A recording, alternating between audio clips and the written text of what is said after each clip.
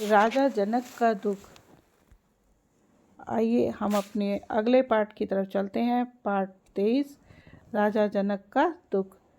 और जनक जी कहते हैं कि मैंने जान लिया है पृथ्वी खाली वीरों से खाली हो गई है। इस धरती पर अब कोई वीर है ही नहीं। वीर विहीन मही मैं जानी। सब अपने अपने घर को लौट जाओ। ऐसा लगता है कि मेरी बेटी का विवाह अब होगा ही नहीं। यदि मुझे पहले से पता होता कि पृथ्वी वीरों से शून्य है तो मैं ये धनुष यज्ञ का कार्यक्रम रखता ही नहीं, इस उपहास का पात्र न बनता। जनक जी के वचन सुनकर लक्ष्मण जी तमतमा उठे। उनकी भौहें टेढ़ी हो गईं और होठ फड़कने लगे और नेत्र क्रोध से लाल हो गए और भगवान श्री राम की ओर देखते हैं और रामचंद्र जी के चरण कमलों में सिर निभाकर कहते हैं, जिस सभा में रघुकुल मणि बैठे हैं और उस सभा में ऐसे वचन अनुचित है।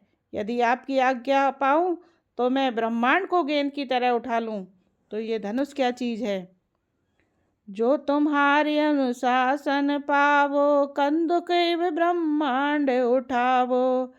मैं सुमेरु पर्वत को मूली की तरह तोड़ सकता हूँ। हे भगवान, आपके प्रताप की महिमा से यह बेचारा पुराना धनुष तो कौन चीज है।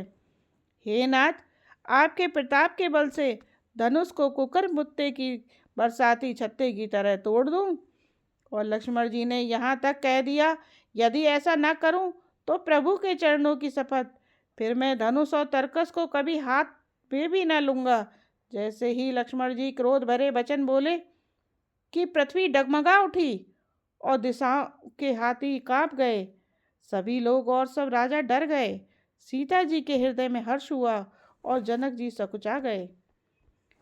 जब खूब बोले हैं तो श्री रामचंद्र जी ने इशारे से लक्ष्मण जी को मना किया और प्रेम सहित अपने पास बिठा लिया। इसी तरह हमारा ये पाठ भी संपन्न हुआ।